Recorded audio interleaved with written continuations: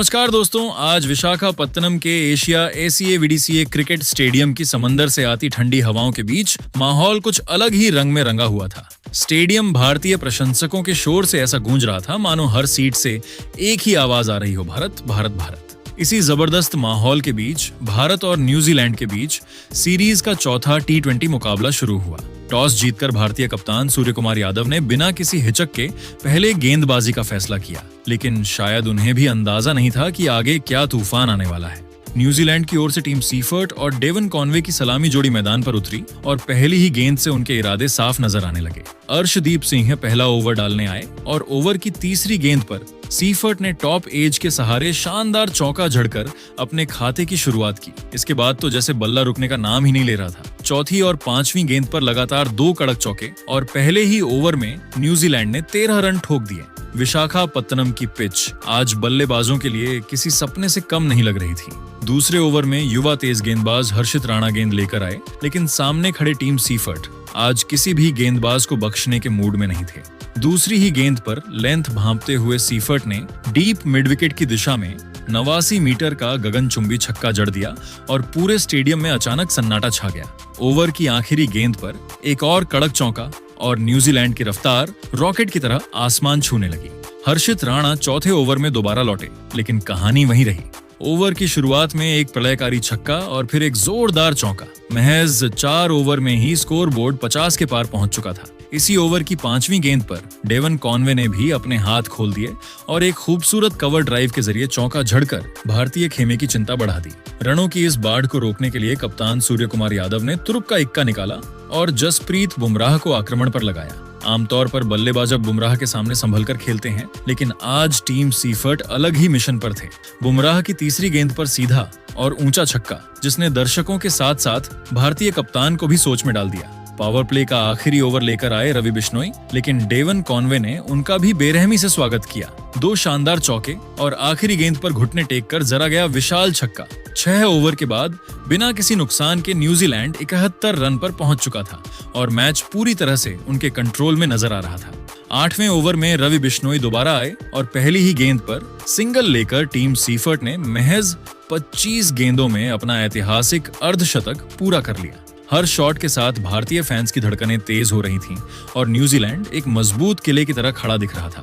लेकिन यहीं से मैच में कहानी ने करवट ली। भारतीय स्पिनरों ने रणनीति बदली और 9वें ओवर में कुलदीप यादव गेंद लेकर आए। अपनी दूसरी ही गेंद पर कुलदीप ने न्यूजीलैंड की 100 रनों की खतरनाक साझेदारी को तोड़ते हुए पहला विकेट हासिल कर लिया। इसी विकेट के साथ भारतीय टीम ने वापसी का बिगुल फूंका और मुकाबले में एक नई जान आ गई। कुलदीप ने डेवन कॉन को अपनी फ्लाइटेड गेंद पर फंसाया, जिससे डेवन कॉन हवाई शॉट खेलने के प्रयास में 23 गेंदों पर 44 रन बनाकर आउट हो गए। उनकी इस प्रलयकारी पारी में 4 चौके और 3 शामिल हैं। कॉन्व के आउट होने के बाद युवा रचिन रविंद्र क्रीज पर आए, लेकिन उनका संघर्ष ज्यादा देर तक नहीं टिक सका। पारी के 10वें ओवर में दुनिया के नंबर 1 तेज गेंदबाज जसप्रीत बुमराह 10वें ओवर में दोबारा गेंदबाजी करने के लिए मोर्चे पर आए और उन्होंने अपनी पहली ही जादुई गेंद पर न्यूजीलैंड को दूसरा बड़ा झटका दे दिया। बुमराह ने एक सटीक स्लोअर बैक ऑफ लेंथ गेंद फेंकी, जिस पर रचिन रविंद्र पूरी तरह से चकमा खा गए, जिससे रचिन रविंद्र गेंद को फ्लिक करने के प्रयास में 4 गेंदों पर 2 रन बनाकर बुमराह को ही कैच थमाकर आउट हो गए। इस विकेट के बाद ग्लेन फिलिप्स क्रीज पर आए और उन्होंने बुमराह की दूसरी गेंद पर एक कड़क चौका झड़कर अपना खाता खोला। 10 ओवरों के खेल की समाप्ति के बाद न्यूजीलैंड की टीम 2 विकेट के नुकसान पर 108 रनों के विशाल स्कोर तक पहुंच चुकी थी, जहां टीम सीफर्ट 30 गेंदों पर 56 रन पर नाबाद रहकर न्यूजीलैंड की पारी को आगे बढ़ा रहे थे और उनके साथ ग्लेन फिलिप्स 3 गेंदों पर 5 रन पर नाबाद क्रीज पर डटे हुए थे। विशाखापत्तनम के एसीए वीडीसीए क्रिकेट स्टेडियम की जादुई दूधिया रोशनी के नीचे न्यूजीलैंड की टीम एक समय रनों का पहाड़ खटकता करती हुई और मैच पर अपनी पकड़ डीडीएच बेहद मजबूत बनाए हुए नजर आ रही थी। न्यूजीलैंड के सलामी बल्लेबाजों ने भारतीय गेंदबाजों के आत्मविश्वास को हिलाकर रख दिया था, लेकिन 10वें ओवर की समाप्ति के बाद भारतीय स्पिनरों और तेज गेंदबाजों ने अपनी रणनीति में बदलाव करते हुए इस महामुकाबले का पासा पलटना शुरू कर दिया। खेल के 11वें ओवर में भारत के उभरते हुए लेग स्पिनर रवि बिश्नोई 11वें ओवर में अपनी जादुई फिरकी और तेज गति वाली लेग ब्रेक लेकर गेंदबाजी करने के लिए मोर्चे पर आए, जहां उनका सामना न्यूजीलैंड के सबसे विस्फोटक बल्लेबाज ग्लेन फिलिप्स से हुआ। ग्लेन फिलिप्स ने आते ही रवि बिश्नोई की गेंदों पर प्रलयकारी प्रहार करना शुरू किया और ओवर की दूसरी तथा चौथी गेंद पर कलाइयों के जादुई इस्तेमाल से दो शानदार और कड़क चौके झड़कर न्यूजीलैंड की रनों की रफ्तार को कम नहीं होने दिया। इसी ओवर के दौरान न्यूजीलैंड का स्कोर तेजी से आगे बढ़ रहा था और ऐसा लग रहा था कि वे आज 200 रनों के आंकड़े को आसानी से पार कर लेंगे। लेकिन भारतीय कप्तान सूर्य कुमार यादव ने चतुराई दिखाते हुए 12वें ओवर में गेंदबाजी आक्रमण में एक निर्णायक बदलाव किया। कप्तान ने गेंद बाएं हाथ के तेज गेंदबाज अर्दीप सिंह को थमाई, जो 12वें ओवर में न्यूजीलैंड की इस आक्रामक बल्लेबाजी को रोकने के लिए आक्रमण पर आए थे। अर्शदीप सिंह ने अपनी अनुभव का परिचय देते हुए पहली 2 गेंदों पर टीम सीफर्ट को परखने की कोशिश की और फिर ओवर की तीसरी गेंद पर एक बहुत ही सटीक और जानबूझकर रखी गई धीमी गति की शॉर्ट पिच गेंद फेंकी, जिसे सीफर्ट भांपने में पूरी तरह नाकाम रहे। टीम सीफर्ट, जो उस समय न्यूजीलैंड के लिए सबसे बड़ी उम्मीद बने हुए थे, वह उस गेंद की गति से पूरी तरह से गच्चा खा गए, जिससे टीम सीफर्ट फ्लैट बैटेड हवाई शॉट खेलने के प्रयास में गेंद को सही से टाइम नहीं कर सके और गेंद लॉन्ग ऑफ की दिशा में हवा में बहुत ऊंची उठ गई। बाउंड्री पर खड़े रिंकू सिंह ने कोई गलती नहीं की और एक सुरक्षित कैच थामकर न्यूजीलैंड के इस प्रलयकारी तूफान को रोक दिया, जिससे टीम सीफर्ट 36 गेंदों पर 62 रनों की एक अत्यंत आतिशी और यादगार पारी खेलकर आउट हो गए। उनकी इस ऐतिहासिक पारी में 7 कड़क चौके और 3 गगनचुंबी शामिल थे। सीफर्ट के आउट होते ही विशाखापत्तनम के स्टेडियम में भारतीय प्रशंसकों का उत्साह 7वें आसमान पर पहुंच गया था, क्योंकि भारत को वह सबसे बड़ी सफलता मिल चुकी थी जिसने न्यूजीलैंड के रनों की विशाखापत्तनम के मैदान पर टीम सीफर्ट का बेशकीमती विकेट गिरने के बाद न्यूजीलैंड की पारी ताश के पत्तों की तरह लड़खड़ाने लगी थी और भारतीय स्पिनरों ने कीवी मध्यक्रम के चारों ओर अपना मायाजाल बुनना शुरू कर दिया था। न्यूजीलैंड की रनों की रफ्तार को पूरी तरह से थामने और विपक्षी टीम पर दबाव बढ़ाने के उद्देश्य से खेल के 14वें ओवर में कुलदीप यादव 14वें ओवर में दोबारा अपनी जादुई चाइनामैन गेंदबाजी करने के लिए मोर्चे पर वापस आए। ग्लेन फिलिप्स, जो क्रीज पर नए बल्लेबाज के रूप में आए थे, उन्होंने कुलदीप की पहली ही गेंद की फ्लाइट को भांपते हुए लॉन्ग ऑफ के ऊपर से एक विशाल और दर्शनीय जड़ा, जिसने भारतीय प्रशंसकों को कुछ पल के लिए शांत कर दिया। हालांकि कुलदीप यादव ने इस प्रहार से विचलित हुए बिना अपनी अगली ही गेंद पर हवा में गति कम की और एक जादुई गुगली फेंकी, जिसे फिलिप्स बिल्कुल भी पढ़ने में सक्षम नहीं रहे, जिससे ग्लेन फिलिप्स लॉन्ग ऑन के ऊपर से एक और बड़ा हवाई शॉट खेलने के प्रयास में गेंद की टर्न में फंस गए और बाउंड्री पर लपके जाने के कारण 16 गेंदों पर 24 रनों की पारी खेलकर आउट हो गए। उनकी संक्षिप्त मगर आक्रामक पारी में 3 कड़क चौके और एक गगनचुंबी शामिल था। ग्लेन फिलिप्स के पवेलियन लौटते ही न्यूजीलैंड का स्कोर 137 रनों पर 4 विकेट के नुकसान के साथ एक नाजुक स्थिति में पहुंच चुका था और इसके बाद बाएं हाथ के बल्लेबाज मार्क चैपमैन न्यूजीलैंड की डूबती नया को पार लगाने के लिए मैदान पर आए। भारतीय कप्तान सूर्य कुमार यादव ने इस मौके को भुनाने के लिए आक्रमण में बदलाव किया, जहां खेल के 15वें ओवर में युवा तेज गेंदबाज हर्षित राणा 15वें ओवर में अपनी तेज रफ्तार गेंदबाजी करने के लिए मोर्चे पर वापस बुलाए गए। मार्क चैपमैन ने हर्षित राणा का स्वागत करते हुए उनकी दूसरी गेंद पर एक अत्यंत कड़क और कलात्मक चौका जड़ा, जिससे न्यूजीलैंड के खेमे में थोड़ी जान वापस आती हुई दिखाई दी। हालांकि हर्षित राणा ने अपनी अगली ही गेंद पर जबरदस्त मानसिक दृढ़ता दिखाई और गेंद की लाइन को बदलते हुए एक सटीक बाउंसर फेंकी, जिस पर मार्क चैपमैन पूरी तरह से अपना संयम खो बैठे। चैपमैन उस गेंद पर एक और बड़ा प्रहार करने के लालच में आए, लेकिन गेंद की अतिरिक्त उछाल ने उन्हें चकमा दे दिया और वह अपनी एकाग्रता भंग होने के कारण एक गलत शॉट खेल बैठे।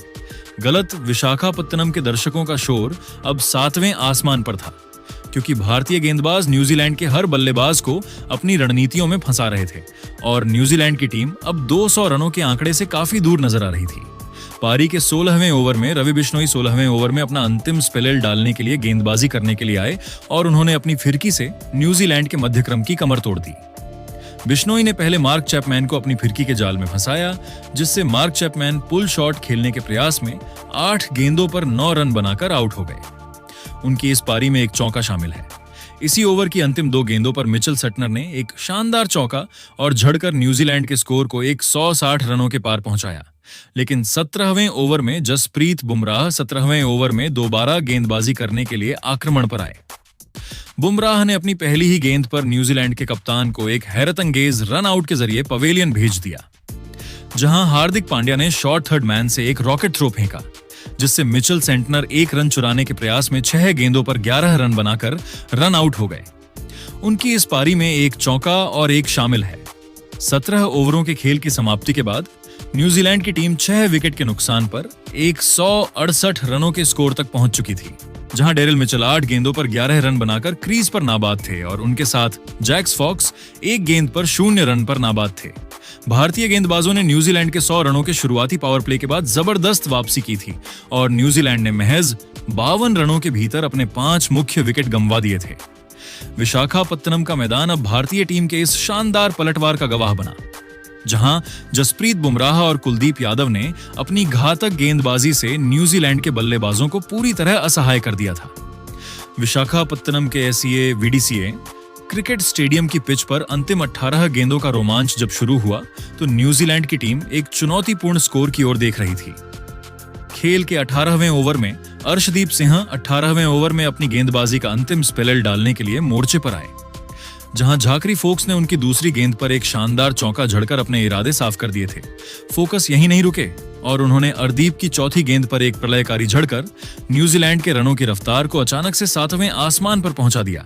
हालांकि अर्दीप सिंह ने अपनी अंतिम गेंद पर जबरदस्त वापसी की और न्यूजीलैंड को 7वां झटका दिया, जिससे झाकरी फक्कस हवाई शॉट खेलने के प्रयास में 6 गेंदों पर 13 रन बनाकर लॉन्ग गॉन पर रिंकू सिंह को अपना कैच थमा बैठे।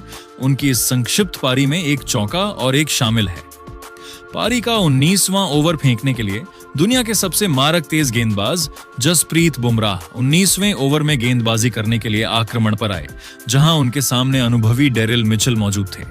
डेरिल मिचेल ने बुमराह की पहली ही गेंद पर अपनी ताकत का मुजाहरा पेश करते हुए मिड विकेट के ऊपर से एक गगनचुंबी जड़ा और इसके बाद तीसरी गेंद पर एक कड़क पुल शॉट खेलकर चौका बटोरा।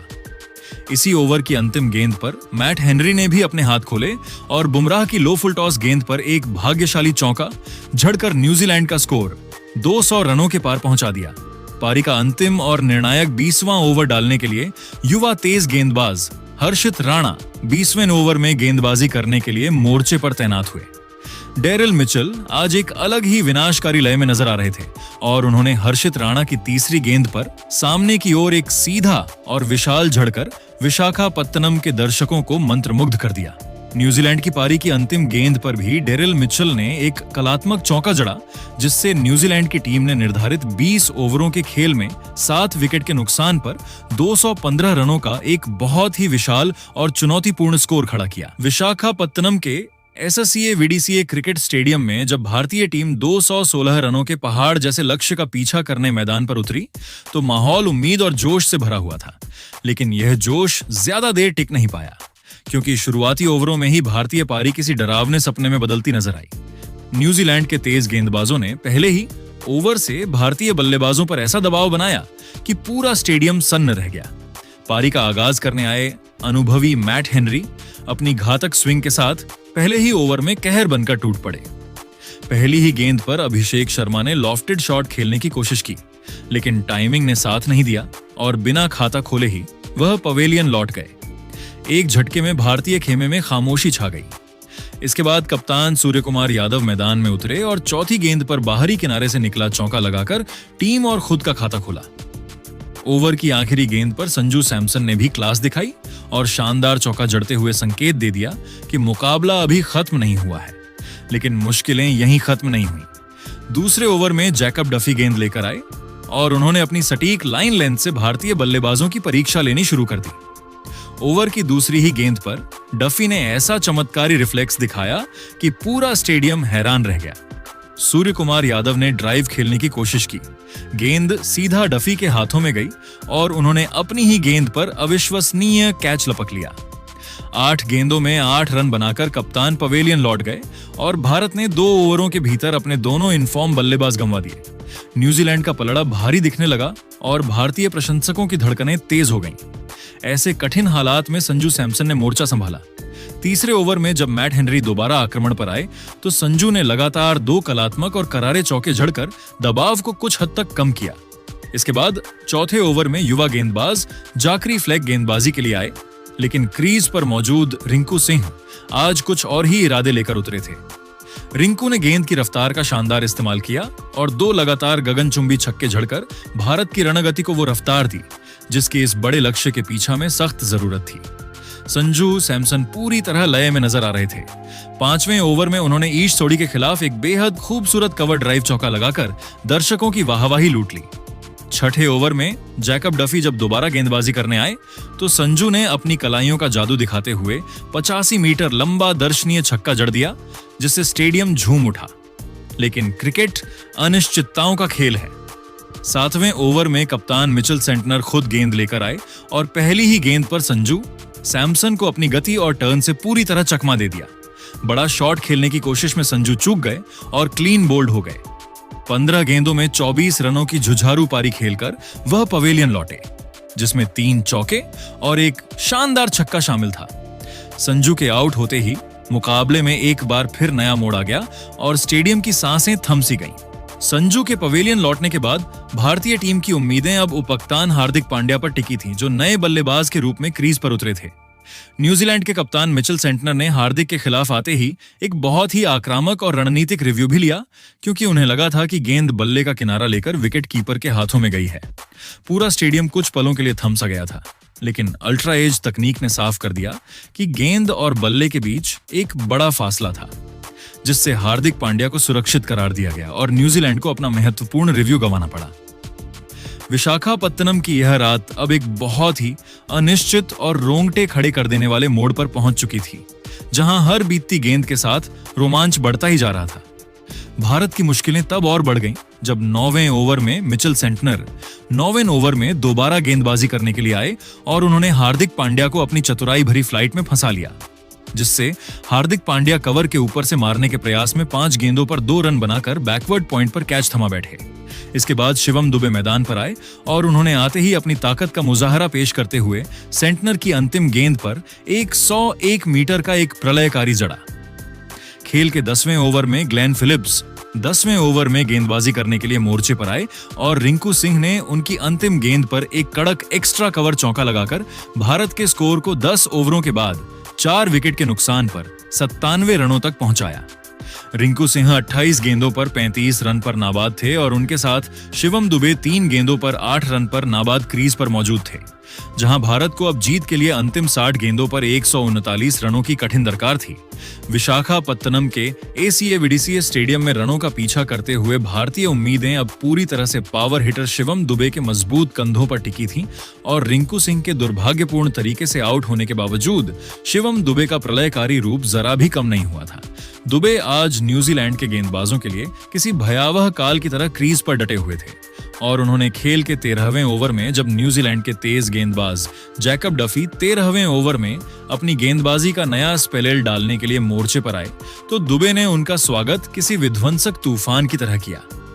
शिवम दुबे ने डफी की पहली 2 गेंदों की लंबाई को बहुत ही फुर्ती से भांपते हुए 2 लगातार गगनचुंबी और विशाल झड़कर पूरे स्टेडियम को जोश से भर दिया और इसी के साथ उन्होंने मात्र 15 गेंदों पर अपना एक ऐतिहासिक और अविश्वसनीय अर्धशतक पूरा किया, जो इस सीरीज के सबसे तेज अर्धशतकों में से एक था। शिवम दुबे की इस निडर बल्लेबाजी ने न्यूजीलैंड के कप्तान मिचेल सेंटनर के चेहरे पर चिंता की गहरी लकीरें खींच दी थीं, क्योंकि हर गेंद के साथ लक्ष्य अब छोटा होता जा रहा था। दुबे ने अपनी विनाशकारी लय को जारी रखते हुए 15वें ओवर में जब अनुभवी तेज गेंदबाज मैट हेनरी 15वें ओवर में दोबारा गेंदबाजी करने के लिए आक्रमण पर आए तो उनकी पहली ही गेंद को लॉन्ग ऑन बाउंड्री के बाहर 95 मीटर दूर भेजकर एक विशाल जड़ा और भारत की जीत की उम्मीदों को पूरी तरह से जिंदा रखा। हालांकि इसी ओवर में भारतीय प्रशंसकों के लिए एक बहुत ही दुखद और दुर्भाग्यपूर्ण क्षण आया जब हर्षित राणा ने सामने की ओर एक सीधा और तेज शॉट खेला और गेंदबाज मैट हेनरी की उंगलियों से मामूली रूप से टकराकर सीधे नॉन स्ट्राइकर एंड के स्टंप्स पर जा लगी। शिवम दुबे उस समय रन चुराने के लिए क्रीज से बाहर निकल चुके थे और उनके पास वापस लौटने का जरा भी समय नहीं था, जिससे शिवम दुबे दुर्भाग्यवश रन आउट होने के कारण 23 गेंदों पर 65 रनों की एक अत्यंत विनाशकारी और साहसी पारी खेलकर आउट हो गए। उनकी इस प्रलयकारी पारी में 3 कड़क चौके और 7 गगनचुंबी शामिल थे।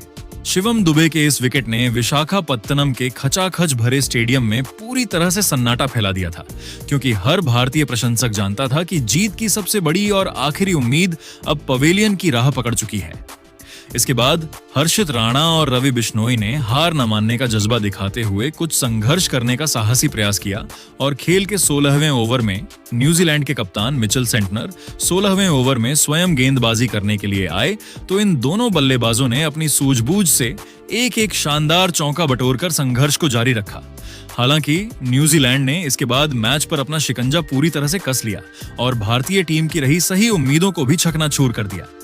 जब जादुई लेग स्पिनर ईश्वर ही 17वें ओवर में दोबारा अपनी जादुई फिरकी लेकर मोर्चे पर आए और उन्होंने एक ही ओवर में 2 बड़े विकेट लेकर भारतीय बल्लेबाजी की कमर पूरी तरह से तोड़ दी। सोढ़ी ने पहले हर्षित राणा को अपनी एक तेज घूमती हुई गुगली पर पूरी तरह से चकमा दिया, जिससे हर्षित राणा बड़ा हवाई शॉट खेलने के प्रयास में गेंद की टर्न को नहीं समझ सके और 13 गेंदों पर 9 रनों की पारी खेलकर आउट हो गए। उनकी इस पारी में एक चौका शामिल है। भारतीय टीम अभी इस झटके से उभर भी नहीं पाई थी कि इसी ओवर की 5वीं गेंद पर अर्शदीप सिंह भी ईस्ट सोढ़ी की फिरकी के जाल में फंसकर अपनी एकाग्रता खो बैठे, जिससे अर्शदीप सिंह फ्लिक शॉट खेलने के प्रयास में 2 गेंदों पर 0 रन बनाकर एलबीडब्ल्यू आउट हो गए। भारत अब हार के मुहाने पर खड़ा था और न्यूजीलैंड की टीम जीत के बेहद करीब पहुंच चुकी थी। जसप्रीत बुमराह ने क्रीज पर आते ही 17वें ओवर की अंतिम गेंद पर ईस्ट 100 के खिलाफ एक कड़क चौका झड़कर हार के अंतर को कम करने की कोशिश की। 17 ओवरों के खेल की समाप्ति के बाद भारतीय टीम 8 विकेट के नुकसान पर 161 रनों के स्कोर तक पहुंच चुकी थी, जहां रवि बिश्नोई 4 गेंदों पर 7 रन पर नाबाद थे और उनके साथ जसप्रीत बुमराह 1 गेंद पर 4 रन पर नाबाद क्रीज पर संघर्ष कर रहे थे। भारत को अब ऐतिहासिक जीत के लिए अंतिम 18 गेंदों पर 55 रनों की कठिन दरकार थी और न्यूजीलैंड की टीम अब इस हाई स्कोरिंग मुकाबले में जीत की दहलीज पर खड़ी नजर आ रही थी। विशाखापत्तनम का मैदान अब भारतीय टीम के साहसी मगर लड़खड़ाते संघर्ष का गवाह बना, जहां शिवम दुबे की पारी ने दर्शकों का भड़का शामिल है। बुमराह के जाने के बाद भारत का 9वां विकेट गिर चुका था और जीत अब न्यूजीलैंड की मुट्ठी में थी। पारी का 19वां ओवर फेंकने के लिए तेज गेंदबाज जैकब डफी 19वें ओवर में अपनी अंतिम स्पेल की गेंदबाजी करने आए और उन्होंने कुलदीप यादव के लिए एक सटीक स्लोअर बाउंसर फेंकी। कुलदीप यादव उस अतिरिक्त उछाल को नहीं पड़ सके, जिससे कुलदीप यादव पुल शॉट खेलने के प्रयास में 3 गेंदों पर 1 रन बनाकर विकेट कीपर के हाथों कैच आउट हो गए। इस विकेट के साथ ही भारतीय टीम की पारी 18.4 ओवरों में 165 रनों के स्कोर पर सिमट गई और न्यूजीलैंड ने इस मुकाबले को 50 रनों के विशाल अंतर से जीतकर सीरीज में अपनी साख बचाई। रवि बिश्नोई 10 गेंदों पर 10 रन पर नाबाद लौटे, लेकिन न्यूजीलैंड की बेहतरीन गेंदबाजी और शिवम दुबे की 65 रनों की आतिशी पारी इस मैच के मुख्य आकर्षण रहे। तो दोस्तों, आपके हिसाब से भारत की इस बड़ी हार के पीछे का असली कारण क्या रहा? अपनी कीमती राय हमें कमेंट बॉक्स में जरूर बताएं और अगर आपको वीडियो अच्छा लगा तो इस वीडियो को लाइक करें, शेयर करें और हमारे चैनल को सब्सक्राइब करना ना भूलें। धन्यवाद।